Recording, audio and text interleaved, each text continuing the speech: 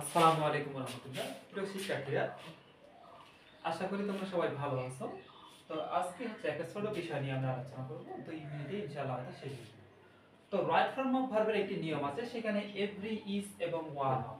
তো তোমাদের হয়তো মনে আছে যে কোন সেন্টেন্সে যদি এভরি, ইজ এবং ওয়ান অফ থাকে, তাহলে এরপরে যে ভার্বটি থাকে সেই ভার্বটি কিন্তু কি হয়, সেই বিষয়টি নিয়ে আমরা আলোচনা করব। এভরি, ইজ এবং ওয়ান অফ এর পরে ভার্বগুলো হয় সিঙ্গুলার। সো আমরা যদি লিখি যে এভরি বডি, এরপরে যদি এখানে আমরা বি ইউজ করি, এরপরে যদি আমরা লিখি প্রেজেন্ট দেয়ার স্টাডি। সো এখানে হচ্ছে এভরিবডি, এভরিবডির পরে তোমাকে কি নিতে হবে, এভরিবডির পরে ভার্বটি হচ্ছে